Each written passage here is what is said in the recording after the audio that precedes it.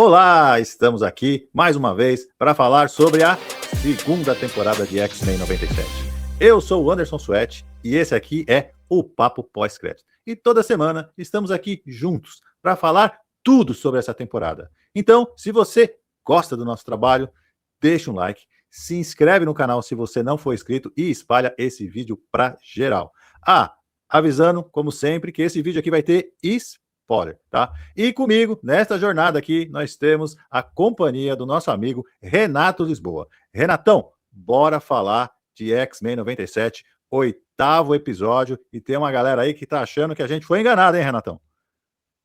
Pois é, rapaz. Episódio agradável, mas ao mesmo tempo rushado, né? Achei corrido, muito rápido as coisas acontecendo ali. E ficou aquele gostinho de... O que é isso? Pra onde eles estão indo que eu não sei. Exato. Eu gostei do episódio, como sempre, eu gosto do X-Men 97, então... Quando você vai analisar mais criticamente, que eu acho que não é exatamente o que a gente faz aqui, a gente dá nossas impressões, o que a gente achou, como é que é legal, Exato. como é, né? Porque a gente procura reforçar mais os pontos positivos do que os negativos. Mas quando a gente olha criticamente, realmente esse episódio começou, né? A temporada começou com um arco que a gente ia ver a ascensão do Apocalipse e a derrocada dos X-Men, esse era o meu entendimento, né? E, na verdade, a gente teve uma introdução a isso, e depois vários episódios que foram, podemos considerar como filizinhos, até a gente voltar para o arco principal novamente, nesse episódio relacionado ao Apocalipse. Então esse é o episódio que a gente volta para o arco do Apocalipse, está relacionado ali com o ressurgimento do Gambit, e finalmente o drama que a vampira vai enfrentar com a volta do Gambit, né? Cara, sim. Você falou aí sobre essa questão de a gente tava indo numa direção, os 3 primeiros episódios foram maravilhosos, apesar do episódio da X-Force, né, também pode ser considerado ali um filezinho, mas ainda assim se encaixava dentro da história, né. Foi um episódio um pouco mais solto, mas se encaixava dentro da história e foi um episódio muito bom. Mas a gente teve durante a temporada algumas coisas que aconteceram, que tem consequências, até nesse episódio de agora, mas esse episódio foi um episódio que eu acho que precisava ser mais explorado essa história, então talvez esses outros episódios pudessem não ter acontecido para poder ser encaixado. Eu acho que ficou um pouco solto, e a sensação que eu tive desse episódio de quarta-feira, foi que foi muito acelerado. E aí, cara, assim, um detalhe, que eu vi a galera falando, né, é o seguinte: na abertura ali, você tem 4 roteiristas sendo citados. E aí por que isso? A gente sabe que o Bill DeMaio foi tirado, né, então os episódios foram reaproveitados, alguma parte do texto, e esse foi um dos episódios que uma parte do texto foi aproveitada, porque ele tá acreditado como roteirista, né. Nos outros ele tem um crédito, mas não, se eu não me engano, não é como roteirista, acho que é criador, alguma coisa assim, né. Então tem episódios ali que a galera já conseguiu identificar onde não teve, onde foi episódio realmente criado pela equipe nova, que não tem a ver com Bill DeMaio, né, que são geralmente os episódios que foram mais fraquinhos, a galera considerou mais fraco, e esse foi aproveitado alguma coisa, mas eu achei, assim, corrido. A gente vai falar mais sobre esse episódio, né. Tem algumas coisas interessantes, minha teoria de Krakoa tá cada vez mais forte, e eu vou falar sobre ela de novo, e veremos o que vai acontecer. Você acertou já bastante coisa, cara. Esse episódio mesmo trouxe bastante coisa que você já havia comentado nos vídeos anteriores, né? E a gente começa esse episódio com a vampira sonhando com o Gambit. Sonhando que ela estava, né, dançando lá em Genosha, naquele baile, inclusive, que ocorreu antes, né, da derrocada ali de Genosha e tal, e o Gambit aparece para ela. Eu entendi que o Apocalipse, que agora a gente sabe que se apossou realmente do corpo do Gambit, tem o poder de invadir até o sonho, até porque ele tem uma certa ligação com a vampira lá nos primeiros episódios, quando eles tiveram aquela conversa, não é isso? Sim, sim. Ela até lembra isso, né, antes da abertura, ou durante a abertura mostra essa cena, é até lembrado isso. Cara, eu fiquei com a sensação que foi o seguinte: ali parece que o Gambit parece estar contendo ainda um pouco, ele tem ali o Apocalipse dentro dele, mas ele tá contendo esse poder, porque no episódio anterior a gente ficou na dúvida do que aconteceu. E aí ela sonha com o Gambit, antes de mostrar qualquer coisa, ela tem esse sonho, ele já aparece ali, né, com aquele tom de cavaleiro, cavaleiro do Apocalipse, né, eles dançam e ele tá falando com ela, embora ele esteja ali com meio sombrio, mas é o Gambit. É o Gambit, não dá pra dizer que é ele, é um Gambit mais sombrio, mais do mal, digamos assim, né, mas é ele, né, e ela fica encucada com aquilo, ela fica encucada, acorda gritando, né. Porque ela, inclusive a frase dele é maneira, né? Que ela toca nele e ela fala, nem tudo é pele. Exatamente. E isso é uma referência até nos episódios lá na primeira temporada, em que eles tiveram uma conversa em que meio que o Remy fala para ela, porque ela estava relutante, ainda estava naquele triângulo amoroso entre o Magneto, ela, e ela optou pelo Magneto, porque o Magneto, ela consegue tocar nele, né?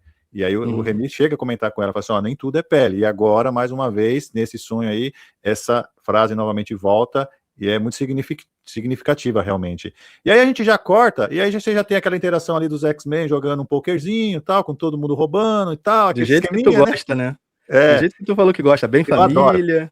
Isso, eu adoro essas que tem essas interaçõezinhas assim, tanto adorava no quadrinho e na animação também.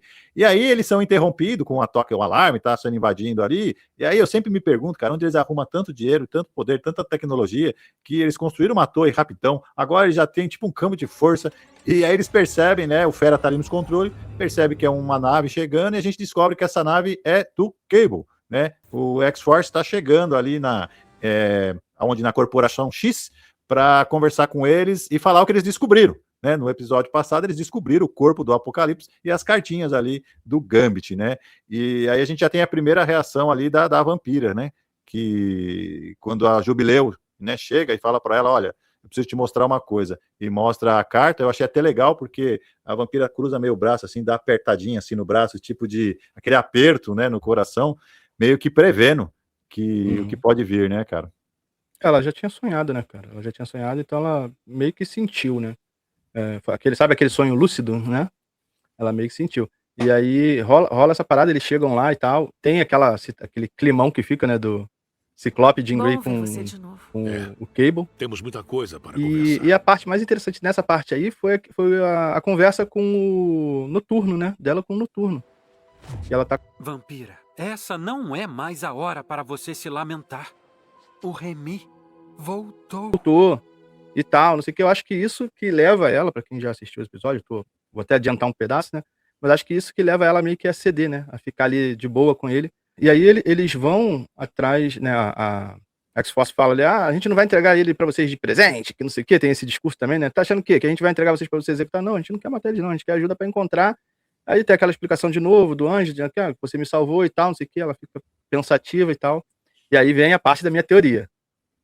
Os caras não fizeram, primeiro já tiveram ataque do robô assassino que eles mesmos criaram. Eles gostam de criar troços pra se virar contra eles, né? Aí foram lá e fizeram o cérebro. Só que esse cérebro é idêntico ao cérebro que o professor usa lá em Krakoa, que fica o tempo todo. O Só ainda tá preso pelos fios. Aí se ele tirar os fios, aquele capacete é o capacete lá de Krakoa. Tá chegando. E tem mais coisa nesse episódio aí que eu vou te falar. Vai ser usado pra Krakoa. E eles estão usando os uniformes novos lá da jaquetinha e tal.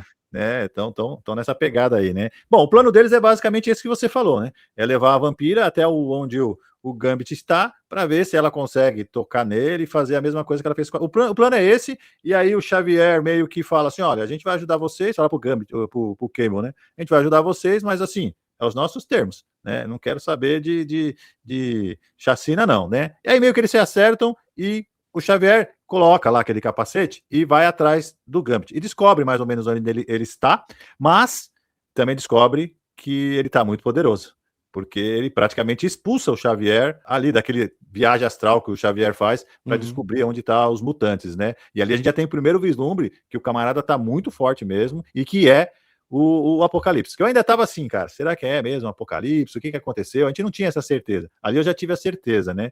E aí o Xavier fala assim, ó, eu sei onde ele tá em casa. E aí a gente vai para um arcozinho que eu estava tentando lembrar nos quadrinhos, aí eu fui até fazer uma pesquisa rápida aqui durante o dia, tal, que o dia foi bem corrido, para tentar entender, porque o Xavier fala para a galera, fala assim, ó, ele tá em casa. Aí o episódio corta e a gente vai ver onde tá o tal do Remy, né, onde está o Gambit.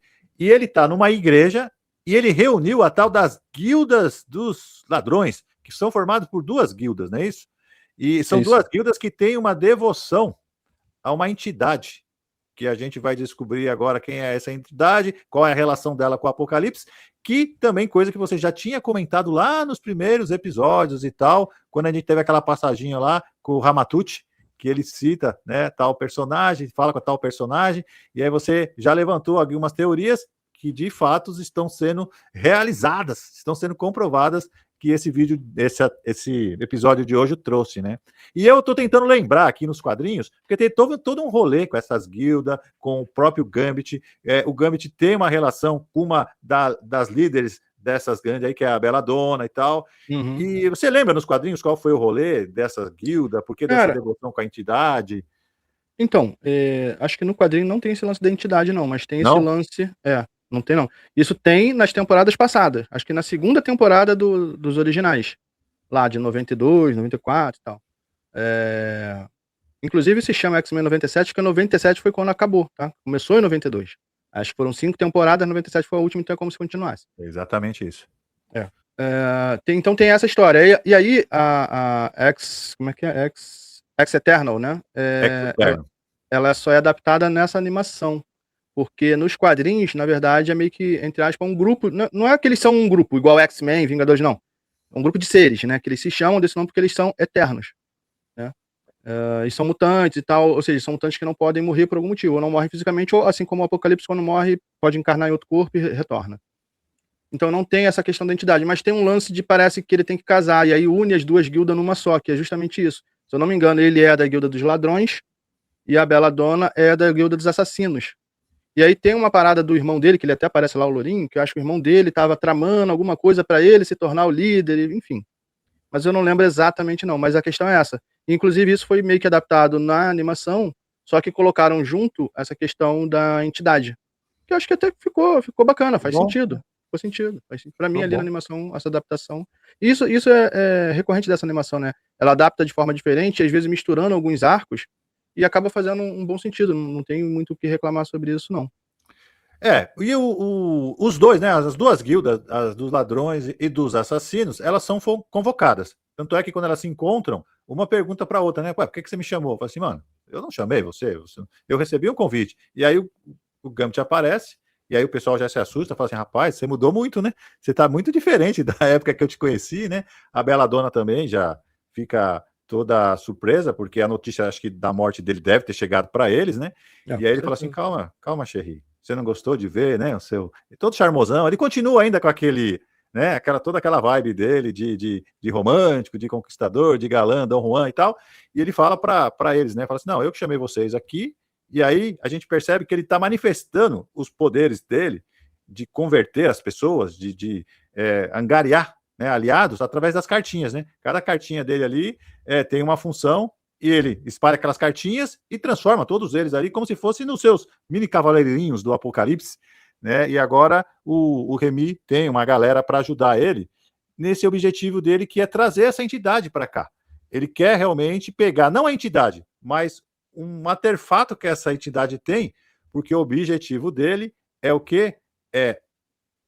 Eu não entendi bem se ele quer só parte daquela entidade, que a gente vai perceber mais lá no final do episódio, que é a entidade que o Apocalipse se relacionou, né? Ou se ali ele está fazendo uma mescla de sentimento, ele quer ter um amor novamente, e ele escolhe a vampira para isso, mas precisa desse artefato que eu acho que completa o poder dele, ou dá poder para ela ser também uma eterna. Mais ou menos foi a compreensão que eu tive, porque senão não faria sentido ele reunir essa galera para ajudar ele a ir atrás da Ex-Eterna para pegar dela alguma peça, algum artefato, e usar depois esse artefato mais na frente, né? Foi isso que eu entendi, mais ou menos, né? Essa coisa ficou bem confusa, cara. Se é o Gambit ali ainda com influência do Apocalipse, se é o Apocalipse, mas com memórias do Gambit, ficou bem confuso isso. É uma mescla, né? Cara, porque tem diversas falas dele que dão a entender que é o Gambit, mas tem algumas falas que dão a entender que é o Apocalipse. E cenas também que mostram isso. Então, assim, ele tem esse lance, ele vai lá, converte todo mundo, né? Vira o líder da guilda, todo mundo fica ali sob a influência dele e tal, beleza. Nisso os X-Men estão indo em direção a ele, e antes deles chegarem, eles são abordados por ele, são atacados por eles no ar. Ele tem a motinha lá, estilo lobo, a moto voa com coisa na frente. Cara, quando eu vi, eu falei, que isso, a moto do lobo? Parecia muito. E eles chegam lá atacando, atacando e tal, não sei o que, começa aquela batalha e tudo mais, e ele vai direto na direção da vampira. E aí tem uma fala que ele começa a falar com ela, não, eu vim aqui por causa de você, é onde meio que ela cede, né? Ela tenta tocar nele de novo, ele fala, eu te avisei. Eu te avisei, Cher. Algumas coisas são mais profundas que a pele. Então não era sonho, ele realmente foi mentalmente até ela. O Gambit não tem esse poder, o Apocalipse tem, Isso, né? isso. Mas ele fala como se fosse o Gambit o tempo todo, né? E aí eu não vou adiantar, a gente vai voltar nesse assunto aqui de novo, pra mim não adiantar, porque depois ele dá uma explicação sobre por que ele tá fazendo isso, que dá a entender que é o Gambit, né? Mas enfim, tem toda essa questão de eles estarem invadindo ali, e ali, cara, é cena de ação. A questão é que eu acho que eles estão focando muito, tipo assim, pô, o episódio tá sendo corrido, mas bota ação que a galera vai gostar. E realmente a gente gosta. Só que depois que você assiste todo. Na hora que você tá vendo o episódio é maravilhoso. Depois que você assiste tudo, fica aquela sensação de, tipo assim, cara, mas pô, dava pra ter sido melhor. Fiquei com essa sensação no episódio do Wolverine e fiquei com essa sensação agora, nesse episódio. A cena de ação é maravilhosa, mas a história em si foi muito corrida. Muito Você tem corrida. algumas pinceladas bem interessantes, porque enquanto eles estão nessa nave lá, antes de ser atacado, um pouco antes, tem uma mini conversa do Cable com o Ciclope e com a Jean, que é maneiro pra caramba. Sempre você tem ali o discurso do Noturno. Eu tô gostando muito dos discursos do Noturno. Gostando mesmo, assim, de ir pro piano pra mim, achando bem bacana mesmo as palavras de conforto, né, de esperança tal, que tem que acreditar. É o segundo episódio que ele fala assim, não, a gente tem que acreditar. Então eu tô achando bem maneiro, bem condizente com a parte espiritual dele e tal. Mas eu tô com a mesma sensação, muito corrido. Me pareceu que a importância do que aconteceu nesse episódio deveria ter sido construído ao longo de todos os episódios que a gente assistiu. Exatamente. Né? Você poderia até ter inserido algumas coisas, mas assim, o importante eu acho que é esse arco. E não, a gente teve um começo, depois ele foi interrompido, e aí aconteceu um monte de outra coisa. Maneira, legal, compõe e tal, mas que para o arco principal, principalmente esse momento, me pareceu que faltou. Então fica esse negócio jogado. Rapidamente você já tem esses caras, você tem uma cena de ação, aí você vai ter a combinação de 3 telepatas. Eu achei maneira essa ideia de 3 telepatas, porque a nave foi bombardeada, ela vai cair, e aí o Ciclope, como é um líder e tal, vamos lá, o Ciclope tem telecinese aí, protege a nave, porque a gente tem que pousar, e aí o Gambit quer meio que, não, vambora, e o Ciclope fala, não, é todo mundo. E aí a gente lembra que o Gambit, ele não é só porradeiro nas armas tal, ele também é muito poderoso, ele tem os mesmos poderes da mãe, né? E aí ele libera ali o poder dele, e a gente vê o quanto ele é poderoso e quanto ele está limitado por conta daquele problema que ele tem, né, daquele tal de vírus. Então, quer dizer, é tudo muito maneiro, tudo muito rápido, seria muito mais explorado se eles tivessem usado todo o tempo para contar essa história aos poucos, deixar essas cenas ainda mais dramáticas, mas é o que você falou, né, é meio corrido, e por isso que às vezes a gente fica meio confuso, principalmente eu, que quero ficar lembrando as coisas, quero ficar entendendo bem, né, não quero só assistir como eu assistia lá na década de 90 e tal, né, mas enfim, eles chegam aonde está, eles vão chegar onde está o Gambit, mas antes dessa nave cair, o Gambit faz 2 reféns, ele pega a vampira, e aí o Noturno, quando vai tentar ajudar a vampira, ele também, rapidamente, derruba o Noturno e leva os 2. Então, quando os X-Men chegam lá, o Noturno já está transformado em uma espécie de mini cavaleiro do Apocalipse / Gambit, não sei como é que eu vou chamar de Gambit, né?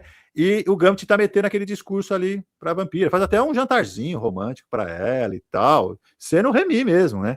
Exato, é isso que eu tô falando, ele fica o tempo todo parecendo que é o Gambit, dando a entender que é o Gambit, fala, não, nós vamos ficar junto e tal, lembra, né? Ele fala pra ela, quando ele aparece ainda no avião, ele aparece pra ela, é no avião ou é no jantar? Acho que é no jantar. É no jantar. Que ele chega e fala pra ela, você realmente lembra toda... A sua vida passa diante dos seus olhos quando você morre, mas a única coisa que eu vi foi você. Pô, galanteador demais, né, cara? Ele o Gambit é um dos personagens mais adorados, né? Exato, ela se derrete toda, eles ficam lá num bate-papo, ele fazendo 1000 juras e tal, não sei o que, ela cede, né? Ela cede, se entrega, apaixonada. Primeiro que, pô, o cara voltou, aí fica fica balançada e tudo mais. É isso mesmo. Tem esses diálogos, ele dá uma explicada pra ela, aí passa isso aí, eles vão lá pro pântano, porque essa parada da guilda, a base deles é no Mississippi, não é na França, né? Eu não sei se no desenho, não lembro de mostrar isso, mas eu lembro que pelo menos nos quadrinhos e na temporada passada mostrava que era no Mississippi que eles ficavam, ali pela área pantanosa ali dos Estados Unidos. Antes, porque tem esse jantar todo, o Remy dá o discurso dele, usa todo o charme, e a vampira fica balançada.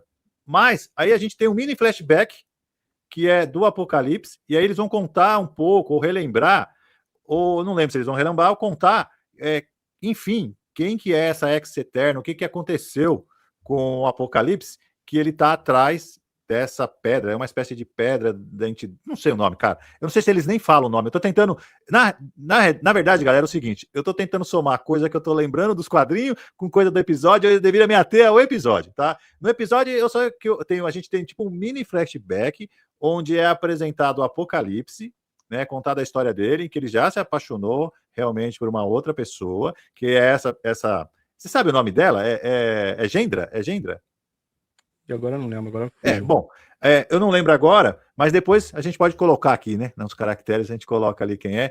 Então, essa personagem, que é essa entidade, ela meio que também tá apaixonada pelo Apocalipse, mas a gente percebe que não é bem assim, porque ela pede uma parte do poder do Apocalipse, e o Apocalipse cede uma parte para ela, que é justamente esse artefato, que vai ser o artefato do episódio, e aí ela se transforma, ela de fato se torna uma ex-eterna, e abandona o Apocalipse, dá o pé, entendeu? E depois a gente vai ter toda essa devoção aí, nos episódios aí antigos, dessas guildas dos assassinos, dos ladrões e tal, a essa entidade, porque parece que ela promete dar poder para eles, se eles pagarem alguma prenda, alguma coisa, né? Tem esse rolê, por isso que acho que também o Gambit chamou essa galera para compor a trupe dele, né? E aí sim, aí a gente corta, aí já tem o Remy no pântano, junto com esses comparsa deles, e o Noturno também, que já virou um comparsa, e aí chega a vampira, cara, voando com um véuzinho de grinalda, assim, e aí eles vão casar.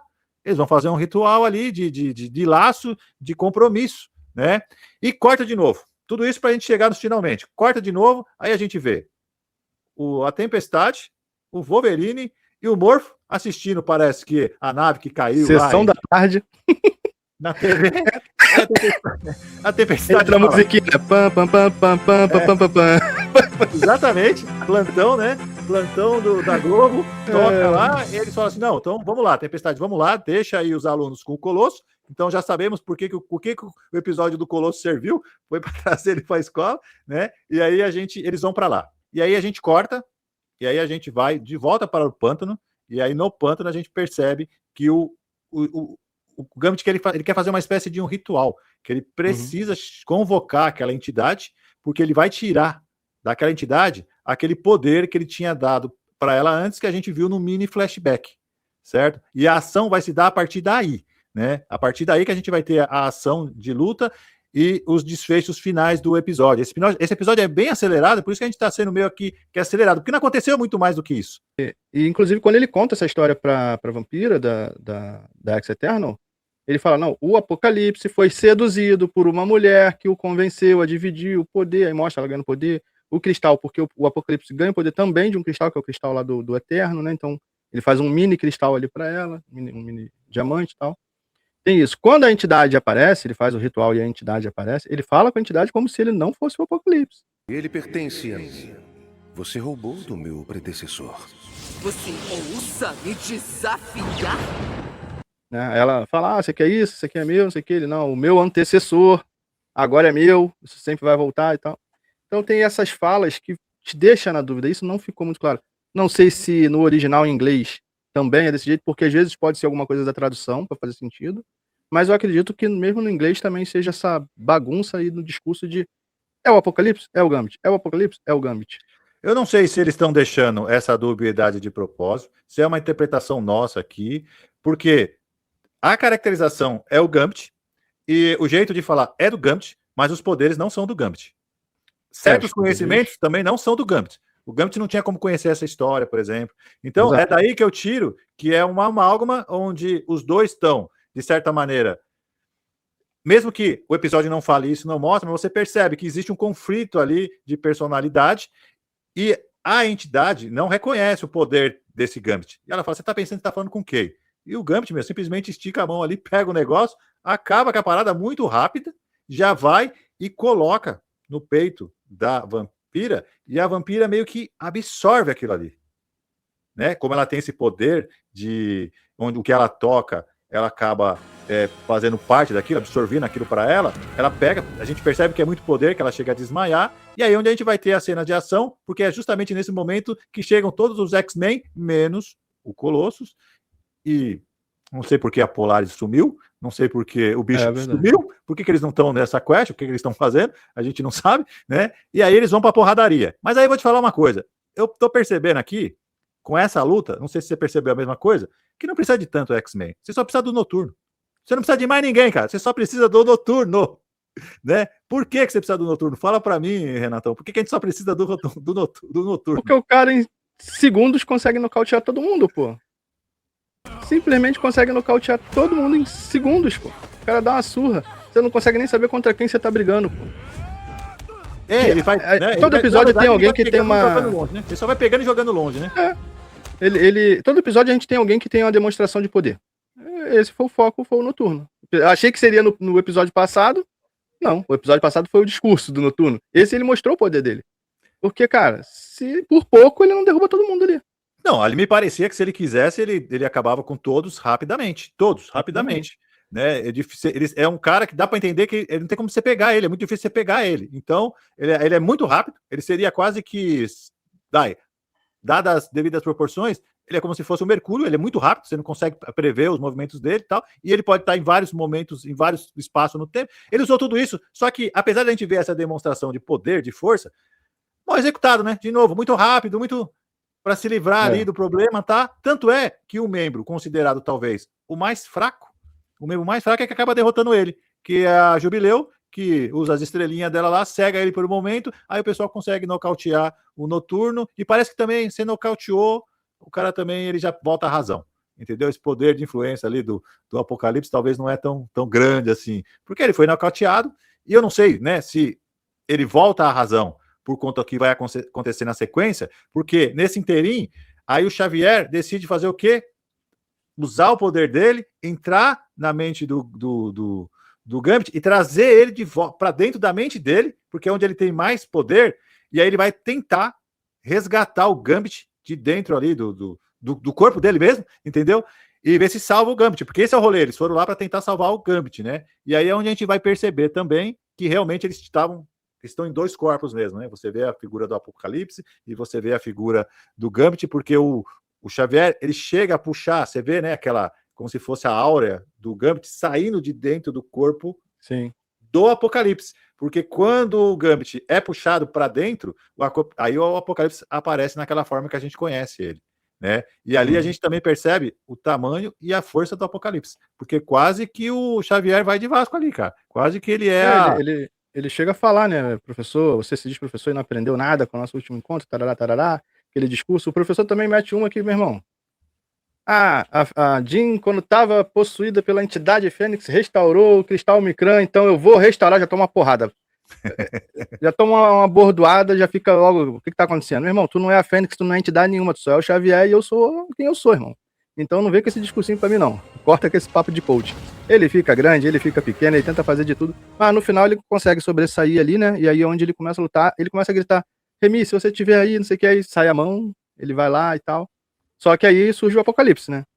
Aí o Apocalipse dá o sermão dele, tem todo mundo lutando, tem que ter um sermãozinho, né? O professor não aprendeu e tal, não sei o quê. E aí volta de novo, o professor já tá ali caído, já meio que rendido. E aí essa parte foi a parte que eu não consegui entender. Porque até onde eu sei, a vampira não tem esse poder de controle mental. E ela aparece ali dentro da mente para ajudar. Eu acho que aí ela agora tem um poder novo por conta dessa joia. Eu acho que entendeu? Porque ela desmaiou e aí ela retornou à consciência, mas agora ela tem um poder novo. E um poder que conversa com o Apocalipse. Então eu não sei se é poder psíquico ou é essa ligação agora que ela tem com o Apocalipse, por conta que ela agora compartilha de uma parte do poder do Apocalipse. E aí é ela que resolve a parada, é ela que salva o Xavier, porque o Apocalipse já estava com o Xavier na mão, já estava, porque toda vez que o Apocalipse barra Gambit vai manifestar o poder deles e influenciar alguém, aquela pessoa ela vai ficando numa coloração diferente, né? Eu não sei que cor que é, porque eu não enxergo o cor, não sei se é roxo, se é azul. É roxo neon. Roxo, né? Então, justo o roxo, eu não enxergo o roxo, cara. Aí ele vai. E o Xavier estava quase que todo tomado por essa coloração, quando a vampira intervém, e aí ela realmente salva o Remy. É ela que tira o Remy de dentro do Apocalipse, e o Apocalipse meio que desaparece no ar. E aí a minha grande dúvida, e tudo isso me leva aqui para conversar com você o seguinte. Então tudo bem, a gente já sabe que o Remy voltou, a gente já sabe que o Apocalipse estava usando o corpo do Remy, mas agora o Remy voltou. Eu não sei como, ele está no corpo físico dele, eu não sei que mágica foi essa, né? Ele está no corpo físico dele, o Apocalipse como se tivesse evaporado, para onde ele foi? Ele tem esse poder de manifestar, sair assim, ser como se fosse uma áurea, alguma coisa, e invadir outros corpos, ou ele precisa de algum equipamento, precisa de ter realmente alguém do lado para ele poder fazer essa transição, eu não me lembro disso, né? E também, se esse Gambit tá realmente normal, porque eles levam o Gambit para mansão, aí chega lá na mansão, o Fera, eles têm tipo uma enfermaria lá, né? Aí o Fera tá conversando com a vampira, que tá ali o tempo todo do lado dele, ele já tá naquele visual normal, né? Cabelinho lá, acho que é vermelho, não sei se ele é ruivo e tal, mas a pele já é normal, e o Fera, que é tudo, ele é médico, ele é cientista, ele é botânico, ele é engenheiro, esse Fera é um gênio, ele fala para ela, fala assim, olha, cara, o estado dele é crítico, agora, o que me preocupa é a mente dele tá muito esquisita. E a gente vê, inclusive, uma numeração, que eu até anotei, fui pesquisar, que eu falei assim, porque se eles mostraram, é importante, tem escrito acima da cama dele, a expressão XM277, e isso, depois eu fui pesquisar, faz referência ao número do quadrinho onde o Gambit apareceu pela primeira vez, né? Eu achei isso bem curioso, bem maneiro, esse easter eggzinho que eles colocaram. Então, Renatão, minha pergunta é, o Apocalipse não morreu, mas foi para onde? Ou ele continua dentro do Remy, e ele só está hibernando lá agora, ou se essa pedra que agora está com incorporada na vampira, ainda pode ser um elemento que o Apocalipse vai usar? Então, vamos lá. Enquanto estava rolando essa luta na mente lá, a gente tem também uma consequência que é o Cable tentando matar todo mundo, né? Opa, vamos aproveitar agora, vou passar cerol na mão, vou assim. Tá, aí rola aquele discurso, a galera já fica desconfiado com o outro, enfim, né? Tem essa treta ainda. Que depois tem uma ceninha lá no final, né? Que é a consequência disso. Cara, eu fiquei assim, sem entender, porque eu não entendi essa questão da vampira aparecendo na mente dele, mas como você falou, pode ter sido o poder da joia ali. Ela parece que absorve, né? Ela tira o poder do Apocalipse, né? Como ela absorve ali a essência do Gambit, o Apocalipse meio que desaparece. Fica essa questão, né, da mente dele tá confusa, então dá a entender, pra mim, quando o Fera falou isso, dá a entender que o Apocalipse ainda tá ali dentro e eles vão precisar realmente separar os dois. O Gambit agora tá no controle, mas o Apocalipse tá lá. Entendeu? Antes era o Apocalipse no controle. Por isso que eu falo que é confuso. Ficou confuso esse episódio, porque uma hora parecia que era o Gambit com poderes e meio que pro lado mal por causa da influência do Apocalipse, e hora parecia que era o Apocalipse com o corpo do Gambit e as memórias do Gambit. Então, eu acredito que seja isso. O Apocalipse tá ali, provavelmente eles vão ter um duelo mental ali para tirar ele lá de dentro e tudo mais. O Apocalipse, você falou que não lembrava se ele pode fazer isso. Cara, nos quadrinhos ele morre algumas vezes, inclusive esse arco que tá se passando, na verdade é um arco do Anjo com a Psylocke, né? Eles fazem um ritual, capturam o Anjo, fazem um ritual e colocam a essência do Apocalipse dentro dele. E ela precisa, com a adaga mental, matar o Anjo, né? Porque ele é o Apocalipse, mas na verdade acaba matando o Apocalipse, né? E então esse arco é baseado nessa história, só que eles adaptaram pra Vampira e pro Gambit. Então eu acredito, cara, que também na animação também é assim, ele pode até morrer, mas a essência dele fica vagando até encontrar um hospedeiro, fazerem um ritual, colocar com uma máquina. Não sei como, mas até por isso que ele é um eterno, né? Ele não pode morrer. Então a essência dele pula de corpo em corpo. Ele até precisa, porque o corpo se deteriora e ele precisa trocar de corpo, né? Mas eu fiquei assim, cara, sem saber, realmente eles não deixam muito claro o que rolou nesse episódio. Tem ali ação, tu vê, tu entende, o Gambit voltou, tá poderoso, tem o poder, ele consegue criar, entre aspas, os cavaleiros dele, né, pegando outras pessoas ali, mas tu não sabe se é ele, se não é, e no final tu não sabe o que realmente aconteceu e o que é esperado no próximo episódio. Né? Foi tudo muito, assim, muito jogadinho, assim, muito, sabe, não teve uma preparação, não teve uma preocupação de explicar um pouquinho melhor.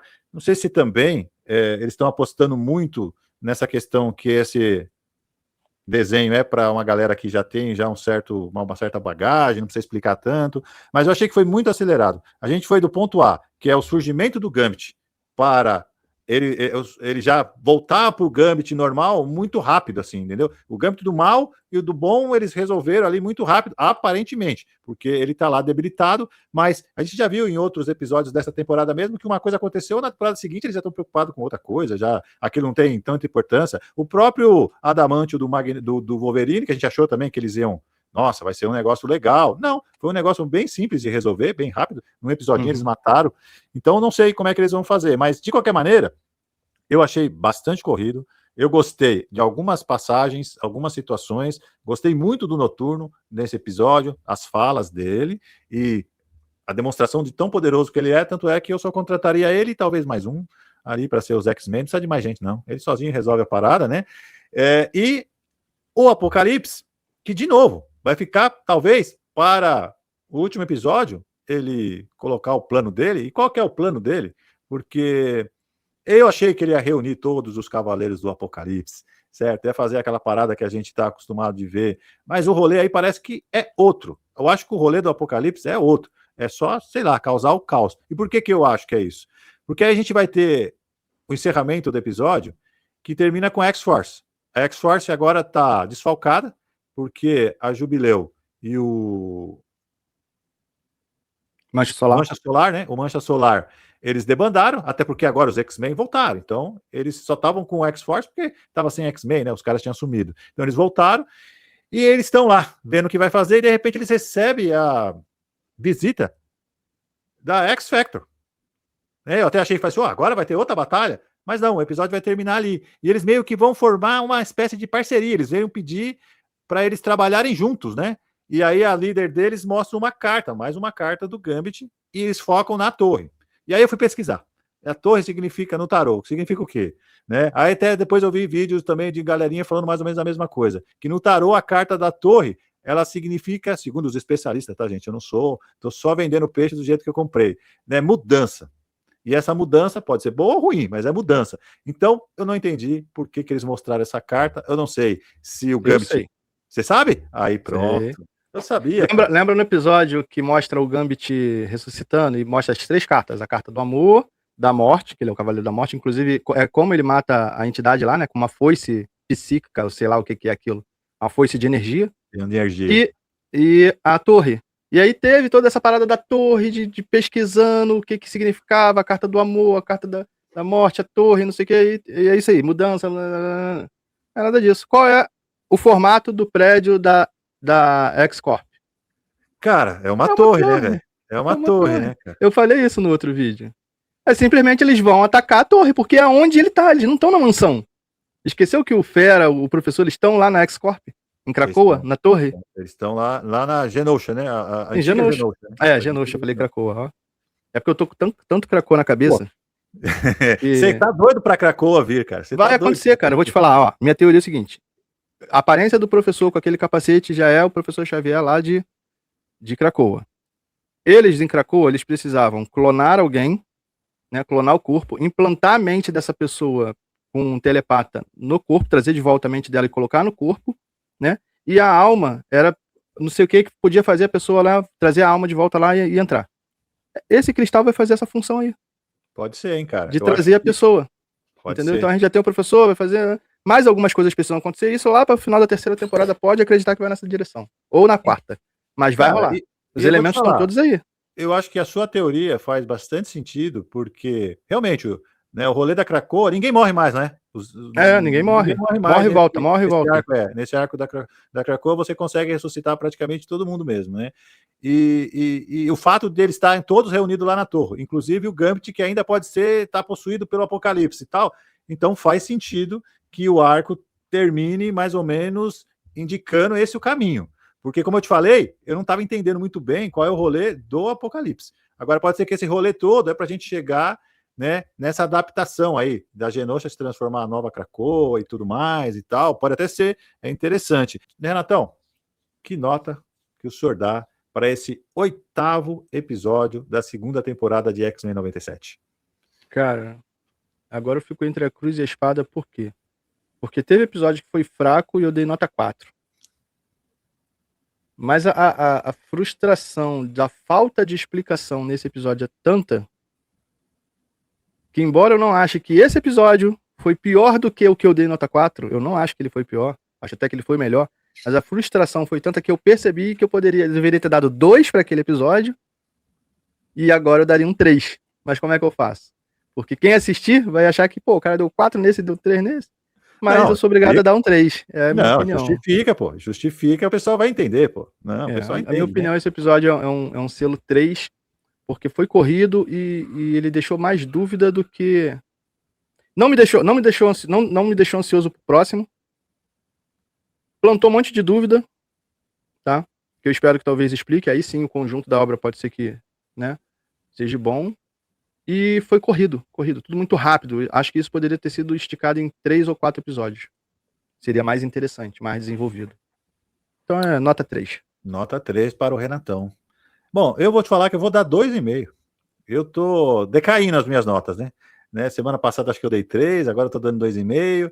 Assim, como episódio solto, seria um episódio legal de assistir, assim, tá? Eu acho que assistiria de boa, gosto da animação, o desenho tá bacana, super colorido, né? Tem uma outra cena ali dos personagens que é maneira, você tem uns discursos, algumas coisas que são colocadas, eles não esquecem de colocar eles interagindo ali como em família, então essas coisas todas soltas, seria uma nota até maior, mas como um todo, como o penúltimo episódio da temporada, como o que ele trouxe e representa para a temporada como um todo, eu achei que foi muito caído, muito rápido, tá? Muito jogado, muitos elementos para você contar uma coisa que deveria ser muito maior do que foi apresentado. As soluções, elas foram muito simples para o tamanho do perigo e do problema. Então você tem um ser mega poderoso, parece que as coisas foram resolvidas facilmente. Você não sentiu nenhum momento que os caras estavam em perigo, em nenhum momento que foi muito difícil de resolver. Não, foi resolvido com um Deus Ex Machina. De repente a vampira tem um poder novo, foi lá e resolveu. Entendeu? Então por conta disso,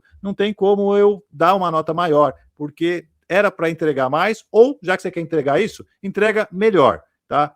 Você sabe fazer melhor, a verdade é essa.